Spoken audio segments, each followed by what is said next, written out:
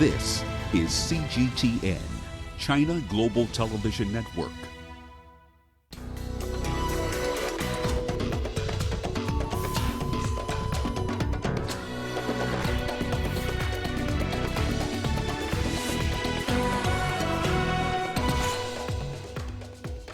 Daily number of new confirmed coronavirus cases in China fall to less than 2,000 for the first time since the start of the outbreak.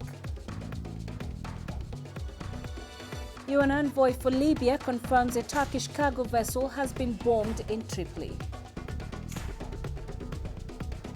And South Sudan's president and opposition chief yet to resolve stalemate over states with just 3 days to deadline. This is Africa Live. A warm welcome from Nairobi. I am Peninah Karibe, and with the day's business headlines is Rana. Thank you very much, Peninah. Here's what's coming up in the course of the hour. Inflation in Nigeria hits a 2-year high as the country's land borders remain closed.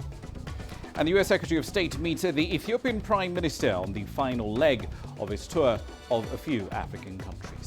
We'll have the latest on those stories and plenty more coming your way in the course of the hour. For now, though, let's start with the latest in current affairs with Peninah. Thank you, Rama.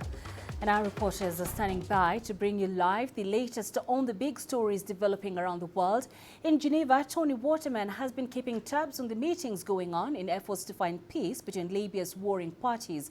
In Juba, South Sudan, our reporter Patrick Oyet is following the last-ditch efforts by President Salva Kiir and opposition chief Riek Machar to meet the deadline for the formation of a unity government. Africa Live begins now, and we start with the latest on the coronavirus outbreak. The total number of confirmed cases in China has passed 72,000. The death toll stands at over 1,800, while over 13,000 have recovered. The daily number of new confirmed cases in the country has fallen to less than 2,000 for the first time since the start of the outbreak. The majority of confirmed cases in China are in the central province of Hubei, nearly 60,000 so far, and 70% of them are in the provincial capital Wuhan, where the outbreak began. Outside of Hubei, the provinces of Guangdong, Zhejiang, and Henan are the most affected areas, with each reporting more than 1,100 cases. Beijing has reported 387 and Shanghai 333. The virus has spread to 25 other countries, which altogether have reported over 900 cases. Japan is the worst-hit country outside China, with 1 death and 616 cases. Most of them are passengers on a quarantined cruise ship. 2 coronavirus patients have been discharged from Wuhan's Liangshan Hospital. They're the first pair of patients to be released from the hospital after 10 days of treatment. Jiang Quan has more. After a combined treatment of Western and traditional Chinese medicine, an 83-year-old has been discharged from Wuhan's purpose-built Liangshan Hospital. 医生给我们的把我们病情都治好了，我们感谢护士、医生一起都感谢啊。条件好得很呢，我说的吃也吃得好的，喝也喝得好，都蛮好。 Another patient, a 36-year-old, was also discharged after recovering from the disease. Mr. Wang was transferred to the Liangshan Hospital on February the 9th, where he received treatment such as oxygen therapy and a cocktail of antiviral drugs. Wang says the medical staff there not only tried their best to treat him, but also offered mental health support. He will now have to undergo the necessary 2-week self-quarantine at home before he can return to normal life. 第一件事还是隔离，因为我们确实回家要隔离14天嘛。然后第二件事确实我隔离好以后我要献血，然后为了去救那个现在不是要危重病人吗？可以去救我们身上有抗体，去救人们。第三件事就是和我的家人好好团聚。 There is currently no vaccine available for the novel coronavirus, but clinical trials on plasma taken from recovered patients is showing promising results. The Liangshan Hospital houses 1,400 beds, and it's expected to be a full house in the next 2 to 3 days. Jen Kwan, CGTN. Meanwhile, health ministers of states that are part of the West African regional body ECOWAS have agreed to support cross-border preparedness in response to the COVID-19 epidemic. This is one of the resolutions reached at an emergency meeting held in Mali over the weekend. Here's CGTN's Kelechi Mekalam with more on that. The outcome of the ECOWAS health ministers' emergency meeting is being shared with newsmen here. Strategic plans to protect the region against the COVID-19 epidemic remained top on their agenda.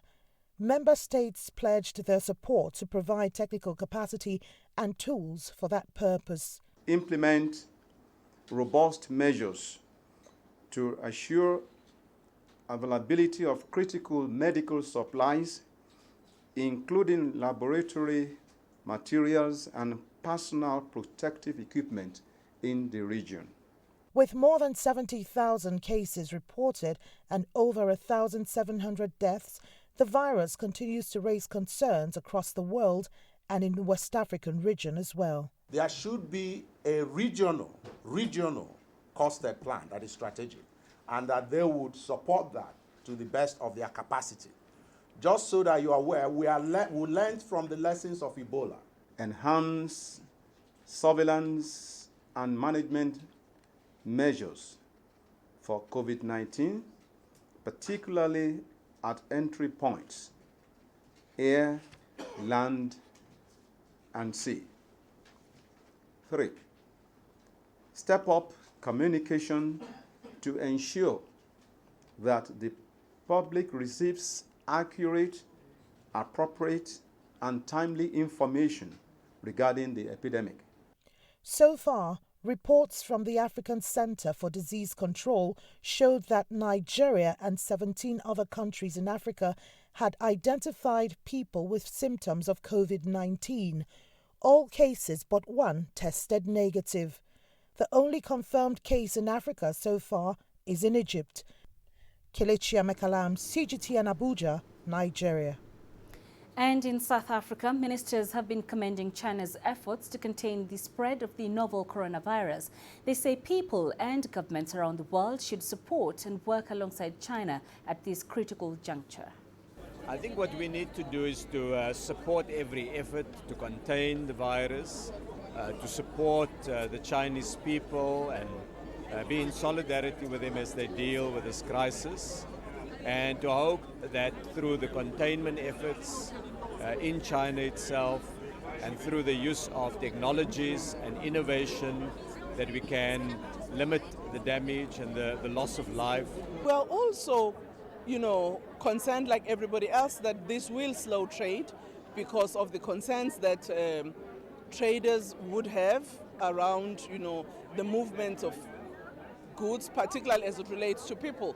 But I'm confident that the way China dealt with the SARS, they will be able to also deal with this virus. I was in China in October.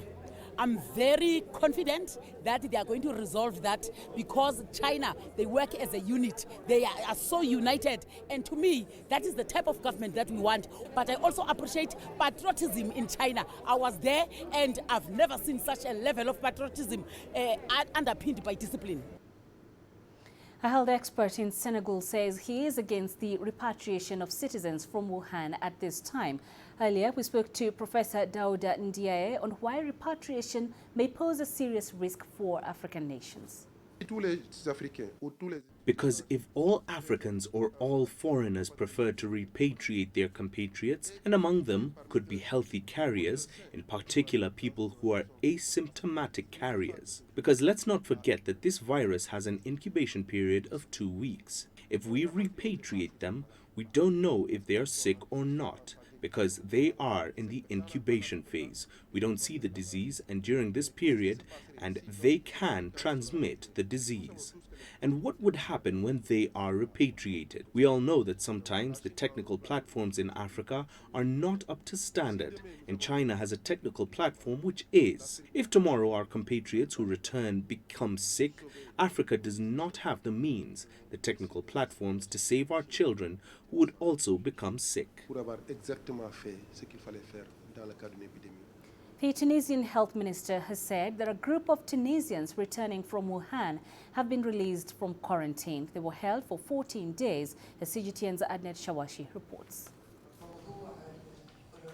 The decision to discharge the 10 students was made following 14 days of incubation period, during which symptoms start to appear. The results of the analyses showed that none of the students repatriated from China tested positive. A medical team looked after these students during their isolation period. The Tunisian students were subject to medical monitoring by a special medical team. All cases were addressed in a professional way. All necessary measures were taken to ensure the safety of medical personnel as well as the public against any possible threat of virus transmission. The national surveillance and prevention measures of the new coronavirus COVID-19 in Tunisia is being implemented in collaboration with the Defense Ministry. The Ministry of Defense repatriated the Tunisian students to a quarantine center after evacuating them from Wuhan on an Algerian aircraft. Authorities declared that flights and cruise ships from 27 countries affected by COVID-19 have been subjected to strict surveillance in Tunisia. Tunisian medical teams are planning to visit the border crossings with Algeria and Libya to evaluate the situation in border areas. No confirmed cases of COVID-19 have been recorded so far in the North African country. Adnan Shawishi, CGTN, Tunis.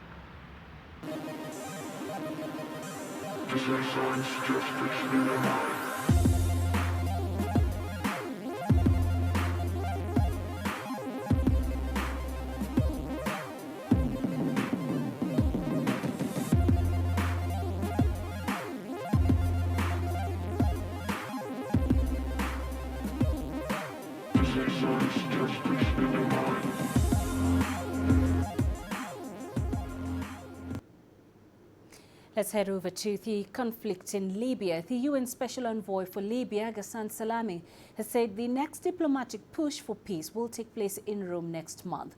For months now, backers of the main warring factions in the North African nation have been trying to broker a ceasefire. Talks in January concluded tentative agreements, although the UN said an arms embargo has been consistently violated. The EU recently agreed to deploy warships to stop the flow of weapons by sea. Salami on Tuesday also gave an update on Libya's fragile truce. While the situation on the ground remains a situation where the truce is very fragile, is often violated, where new attacks took place even today in the very port of Tripoli, where incidents take place left and right. While this situation remains on the ground, nobody has so far reneged on the principle of accepting the truce, and the political process is trying to find a way to go forward. And arms embargo is being violated by air, by land, and by sea, which means that monitoring of the arms embargo needs a lot of effort and a lot of cooperation for thousands of kilometers of coastline or land borders. Our reporter Tony Waterman now joins us live from Geneva with more on this. Tony, the EU governments have agreed on how to enforce the arms embargo on Libya. Given the interests of the foreign powers in the Libyan conflict, how is this likely to play out? Well, as you just heard there, these types of arms embargoes are notoriously difficult to enforce. In fact, a top UN official said earlier this week that the current embargo, which has been in place since 2011, is a joke, that Libya is just awash in these illegal arms. But you're right, the EU has agreed to a new mission to try to stem the flow of these illegal arms. They're going to try to do that by air and by sea and by satellite. The exact details of that need to be worked out, but this is something that should be coming in quite quickly. This new mission is going to be limited to the eastern Mediterranean. This is where the bulk of the illegal arms trade actually takes place, and it's also away from the routes that migrants often use when they're trying to reach Europe. Hungary and Austria had raised concerns that having ships out in the Mediterranean was going to attract these migrant ships and therefore perhaps have another humanitarian humanitarian crisis or fighting over where those individuals will end up. This new mission is going to replace Operation Sophia that was enacted in 2015 as a way to stop human trafficking from North Africa into Europe. It was also meant to oversee the arms embargo that collapsed after Italy's former populist government applied a lot of pressure because, again, they were concerned about where these individuals were going to be placed when they were taken out of that situation. Now, Tony, there are also reports that the Libyan-based army has bombed a Turkish cargo vessel in Tripoli. What's the reaction coming out of the EU meetings about these developments? Well, this cargo ship was allegedly carrying illegal arms at the time that it was shelled, but it's coming on the very same day that military representatives met here in Geneva. Actually, I should say they didn't meet face to face. They met indirectly because they actually refused to sit even in the same room as one another. But this is the second meeting. They've been trying to forge some sort of ceasefire in Libya. You heard from the UN envoy saying, Mr. Salameh saying earlier that the situation on the ground remains very fragile, but he had that little hint of optimism there when he said that neither party has reneged on the principle of trying to find a path forward, and he's really hoping that they're going to be able to come to some consensus of what a ceasefire is going to actually look like in Libya. All right, Tony, thank you for that update. Tony Waterman live for us in Geneva. And this is Africa Live. We're taking a quick break. Straight ahead. Top AU Commissioner calls for urgent aid for Burkina Faso's violence victims.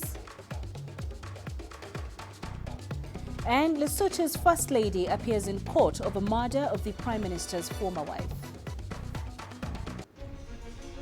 Images may appear to be identical, but looks can be deceiving. The difference is not always obvious. It has to be discovered. There are always different sides to a story. We put the focus on the details. To see more, to understand better. CGTN. See the difference.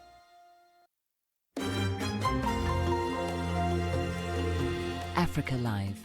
Find your voice.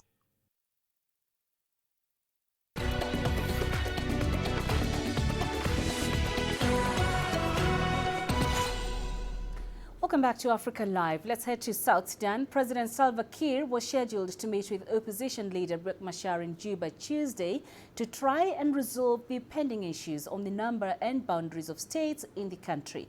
After a long stalemate on the issue of administrative units in the country, President Kiir agreed to revert the country back to 10 states with 3 special administrative areas. But opposition leader Riek Machar is rejecting that offer, demanding that the administrative areas be removed. For more on this, we are now joined live by our reporter Patrick Oyet.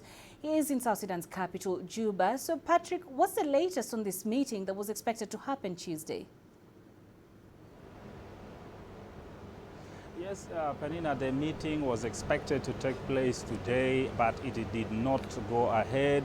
Of course, many people in South Sudan are actually keeping their eyes on that meeting.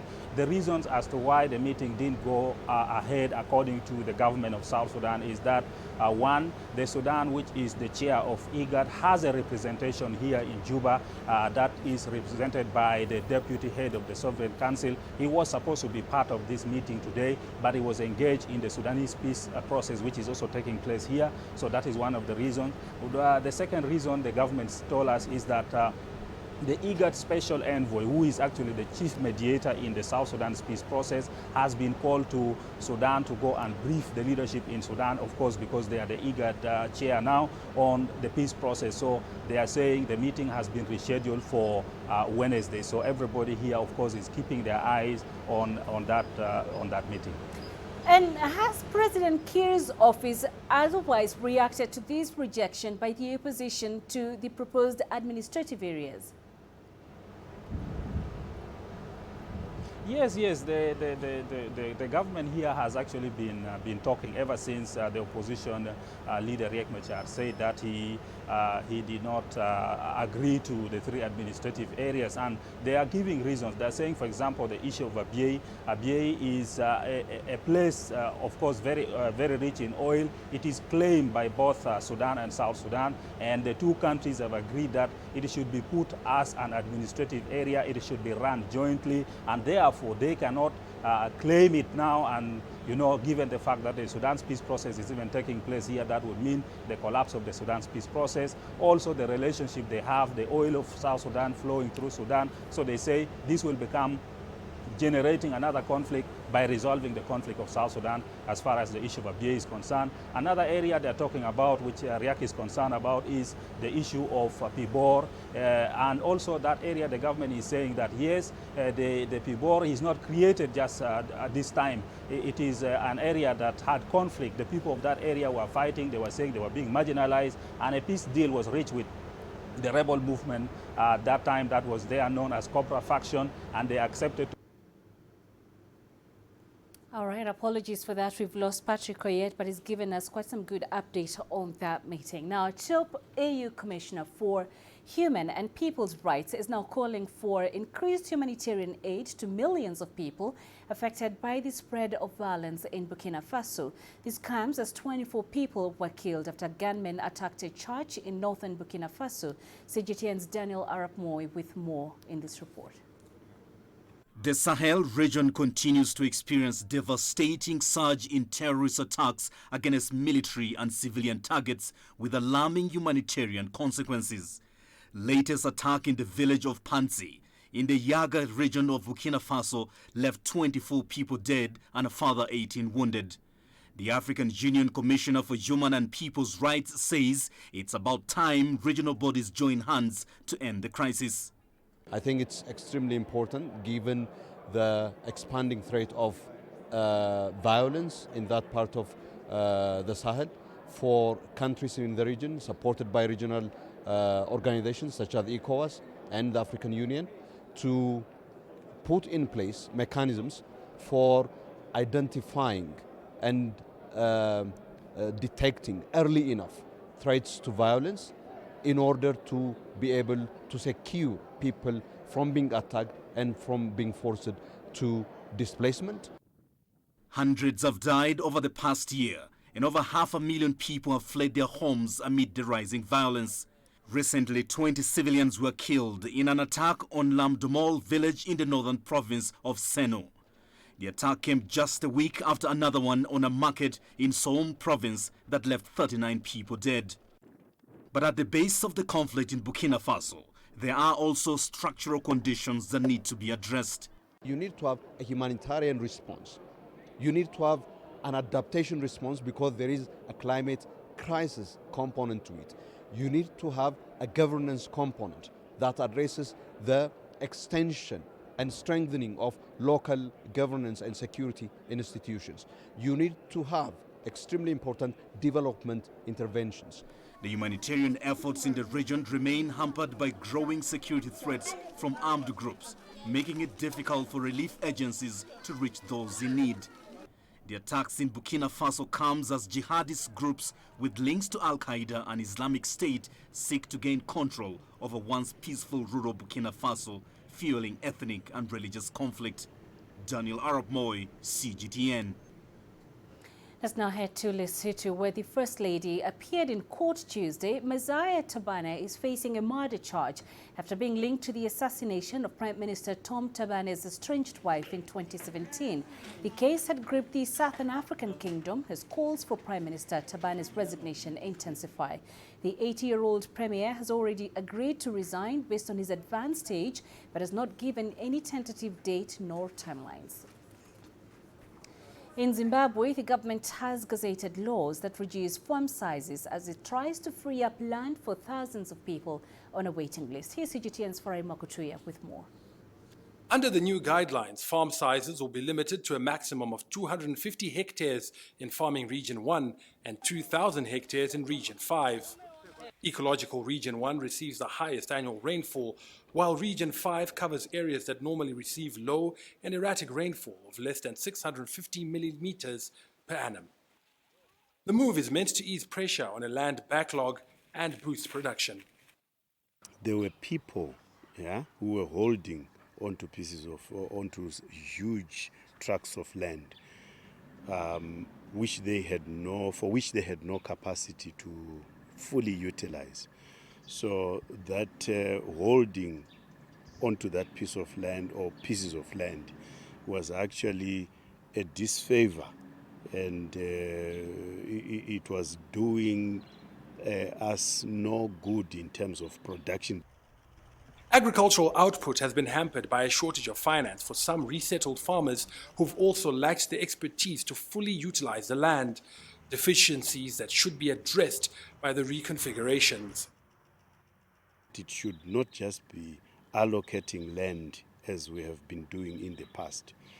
Now we need to add to this a component where farmers are trained, and here I'm not talking about agricultural extension. I'm talking about deliberate training programs before anyone can actually be given access to any piece of land.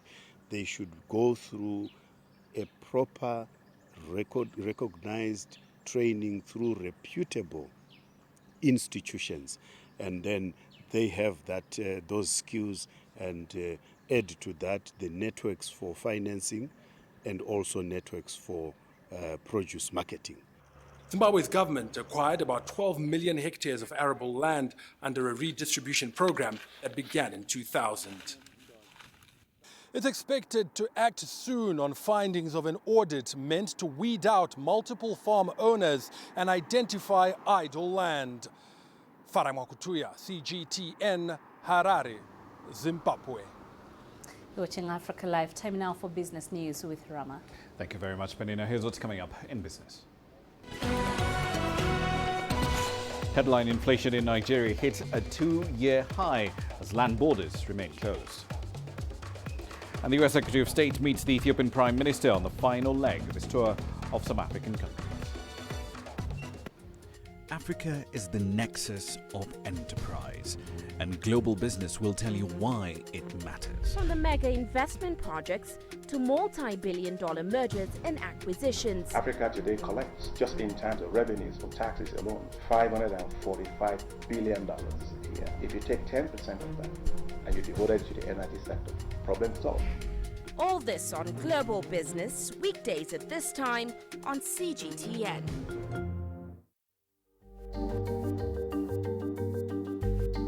Africa Live.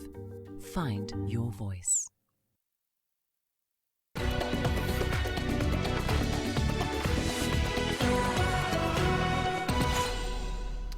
Welcome back. Annual inflation in Nigeria rose to the highest level in nearly 2 years in January after land borders there were closed to trade, allegedly in an effort to tackle smuggling. Inflation stood at 12.13% in the month of January compared to 11.98% the month before. That was the 5th consecutive month of increases and the highest rate since April 2018. But economists say that choking off the supply chain, especially of basic commodities, has driven inflation, and its shoppers, ordinary citizens, who are feeling the pinch. A 50-kilogram bag of rice, for instance, can cost as much as $65.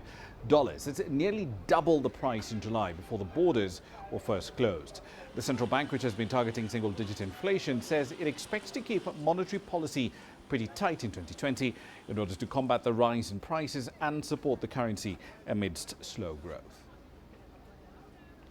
Over in East Africa, the US Secretary of State Mike Pompeo has met with Ethiopia's reformist Prime Minister Abiy Ahmed Ali and other officials on the final leg of his tour of some African countries. His visit in Ethiopia focused on security ahead of Ethiopia's elections later this year in August.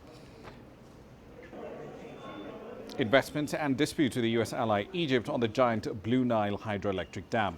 Now, Ethiopia and the United States have a long-standing relationship, but the difficulty of doing business in the country has long discouraged foreign investment. Abiy has promised to liberalize the telecommunications and banking sectors.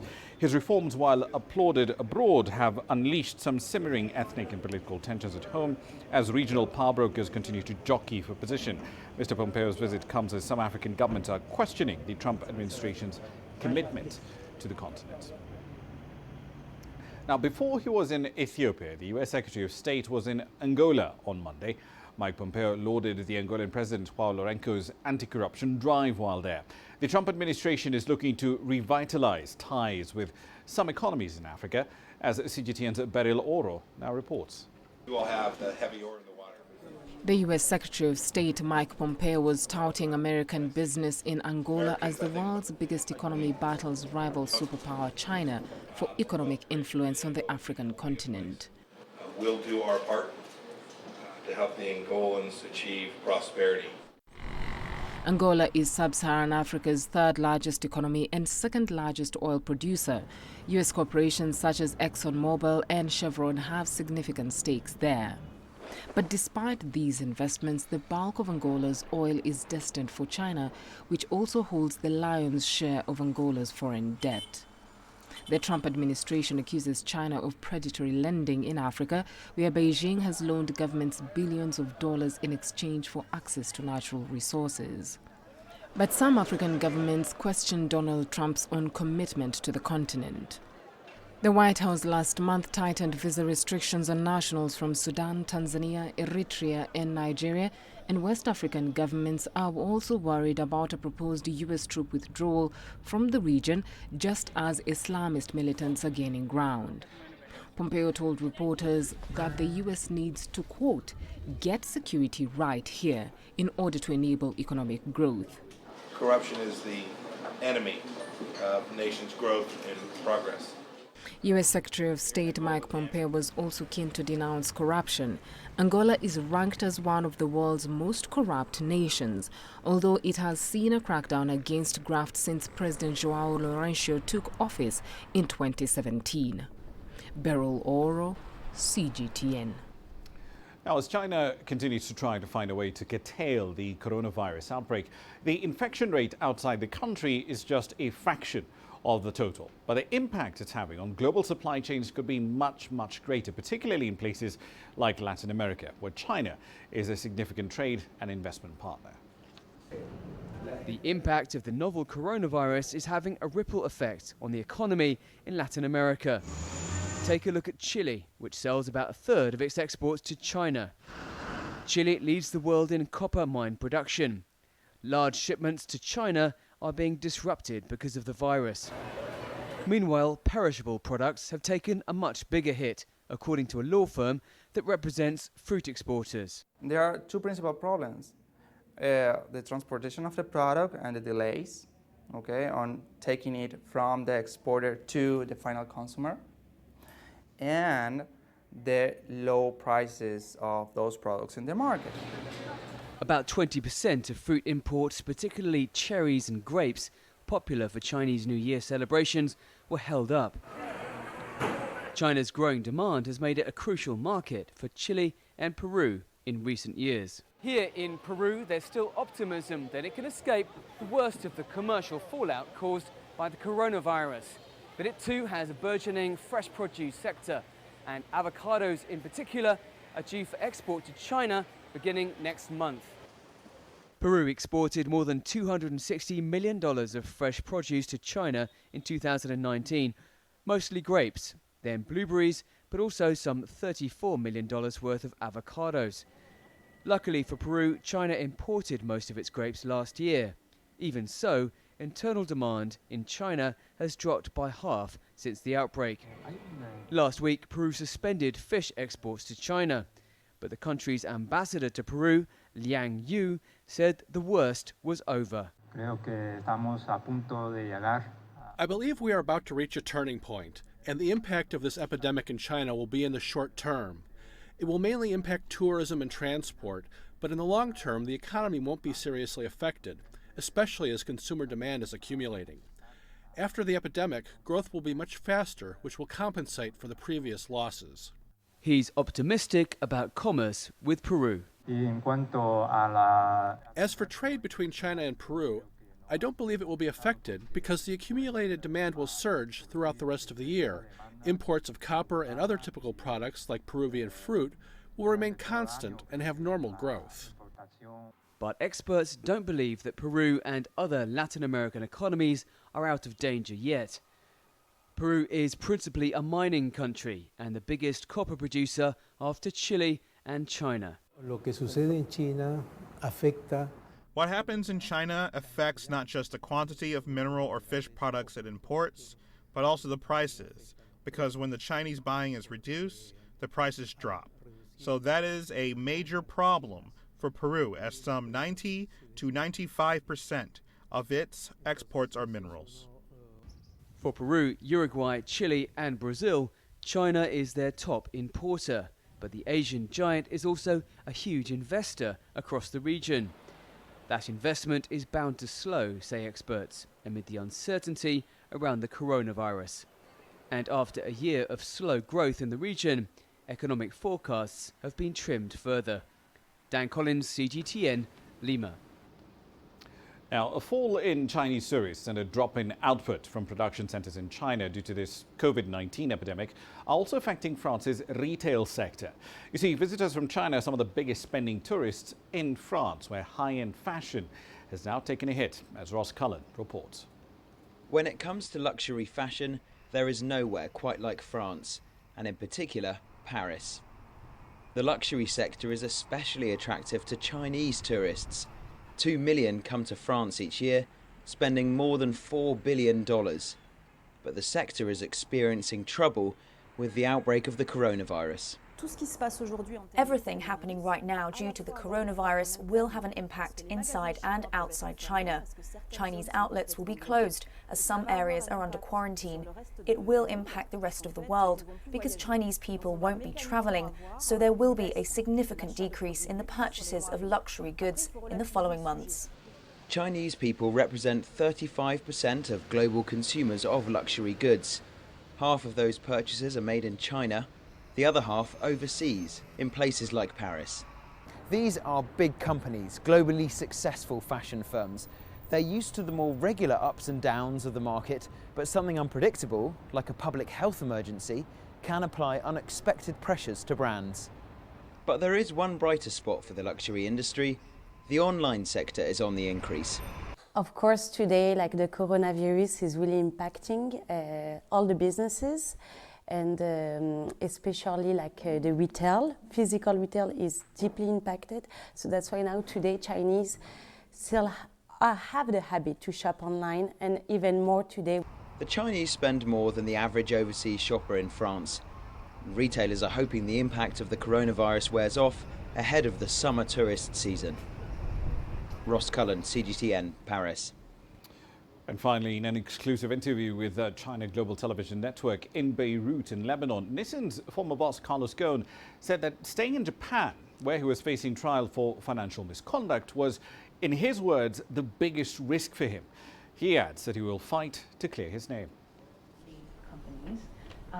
65-year-old Carlos Ghosn is facing multiple criminal charges in Japan, which he continues to deny. Ghosn skipped bail and escaped on a private jet to Lebanon in December 2019. The former Nissan chair says that although Japan remains the best place for him to clear his name, he felt like he had to flee because of the unfair system there. Ghosn was reluctant to shed light on the mysterious and intriguing circumstances of his flight to Lebanon. What I can tell you that I planned this by myself for a very simple reason. If too many people were aware of it, then you can expect any leak to jeopardize the whole plan. And I acted very quickly, and hopefully, fortunately, the result was very good. But it was risky. I was conscious of this. But frankly, the biggest risk for me was to stay in Japan. In November 2018, the Nissan executive was arrested for allegedly underreporting his compensation in financial documents from 2010 to 2015. The Tokyo prosecutor subsequently charged Ghosn again for underreporting his income from 2015 to 2018. The two charges allege that Ghosn and his fellow board member Greg Kelly underreported a total compensation of $85 million. Ghosn maintains his innocence.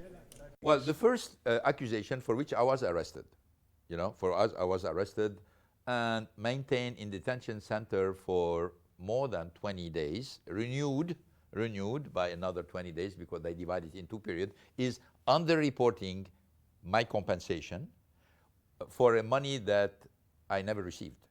So I was not arrested for money I received and I did not declare, as many people thought. I was arrested for money I did not declare and I did not receive, which was supposed eventually, if it was decided by the board, to be received after my retirement. He is also facing another 2 charges of breach of trust and misappropriation of funds, as well as allegations of using company funds for personal purposes. As for his future, I'm not sure I would return to the car industry, but I have a lot of knowledge about this industry and particularly about the prospect of the industry. And I'm already in contact with a lot of people who would like me to give them advice, help them, support them, etc. So for the moment, I'm more concentrating on defending my rights, clearing my name, fighting the many legal battles which have been launched against me, and then we'll see. Gon served as the automaker's chief executive officer following Nissan's capital alliance made with Renault, and as Nissan president from 2000 and his chief executive officer from 2001 to 2017. He's widely credited for rescuing Nissan from near bankruptcy in 1999. Alexandria Majala for CGTN. And I'll leave it there for the time being. I'll be back at the top of the hour, though. We'll be looking at the latest from Moody's. It's decided to change the outlook on Tunisia's economy from negative to stable. What drove that decision? We'll find out at 1800 GMT. See you then. For now, back to Peninah. Thank you, Rama. You're watching Africa Live. Still ahead. Uganda's Kaboja village in mourning after the death of Nikita Paul Baligwa, the child star of the movie Queen of Katwe. The greatest journeys, the greatest sights, the greatest adventures. Here in Qanater, this weir allows the locals to walk on water. We're far more than just TV news. We're your passport to the wonders of Africa. To bring you stories of struggle, survival and hope.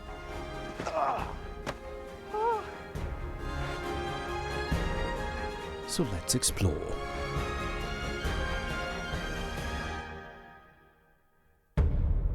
CGTN. See the difference.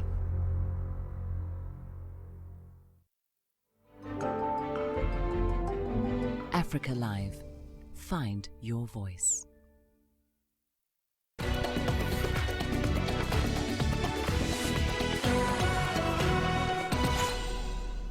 Uganda is mourning the death of actress Nikita Paul Baligwa. She played Gloria in the Disney movie Queen of Katwe. The 15-year-old had been battling cancer. CGTN's Hilary Ayesiga reports. A somber mood engulfs Kaboja village as mourners pay their last respects to Nikita Paul Baligwa. Nikita died at the age of 15 after being diagnosed with a brain tumor. She is remembered for her role in Queen of Katwe, a film about a chess prodigy from a Ugandan slum. Her voice runs in my mind. Even now, I still recall the scene of, "He has taken my queen, he has taken my queen." It was such a powerful scene. Nikita acted alongside Oscar Award winner Lupita Nyong'o and British actor David Oyelowo. Her scenes were very, very powerful. She had the presence on the screen, and it felt lovely. She looked a beautiful girl, promising girl, and her scenes are memorable. Mourners here are celebrating the life of Nikita. They say through her talent, she's been able to inspire many young people to join the film industry. Her parents say she had lots of other skills as well. She was a swimmer, she used to play badminton, and whatever she used to do, she was very smart. Mourners here believe Nikita's work will continue to inspire even after her death. Hilary Ayesiga, CGTN, Kampala. South Africa's education system is made up of extremes. On one hand, there's the private school environment with small classes, exorbitant school fees and the best teachers money can buy. And on the other hand, the public sector rural school environment with poor infrastructure, dilapidated school buildings, large classes and relatively poorly paid teachers. Angela Kupula visited a school in the inner city of Johannesburg that doesn't fit into that spectrum. The school was founded by Melanie Smuts, who was driven by a vision about building an environment that epitomized the best in South African education. And I wanted to create something that would represent what the best possible version of South African education could look like for the kinds of learner that is the most kind of typical and needy in South Africa. Her vision has attracted a diverse range of people looking to make a difference. David Fu is an ex-Wall Street banker. For me, it's about empowering people. And my fundamental belief is that anybody, no matter what challenges they face, poverty, violence, xenophobia, they're capable of overcoming that challenge if equipped with the right educational opportunity, the right skill sets, and the right kind of character and competence. Teaching is very rewarding, but it comes with an anxiety when the surrounding environment can be so hostile. I wished I had a better education when I was growing up. So when I was given an opportunity to give a learner or a child a better education, I jumped to the opportunity, not knowing what it will bring. So it doesn't actually matter. Obviously, I'm a human being. I'll be scared and frightened a little bit. But it's not of where they are. It's about what I'm here to do. And seeing a child happy and feeling safe and telling me, Teacher Fono, I wish you were my mom. Or Teacher Fono, can you please go home with me? It just fills up a gap that I think all the teachers had when they wanted or when they started with their teachings. Education in South Africa faces several challenges, from a lack of infrastructure to finding suitably qualified teachers. I think the biggest opportunity we have here in South Africa is really changing that mindset. So with our students and our teachers alike, knowing that no matter where they come from, they can have an opportunity to transform themselves and their communities. And it's just about seeing that they have the power lies with them, not with the government, not with business, not with outsiders and other people. It lies with them as long as we can help them unlock it. Jeppystown, where the school is based, has been the scene of several xenophobic attacks in past years. Arson and vandalism are the order of the day. And yet the school has escaped unscathed.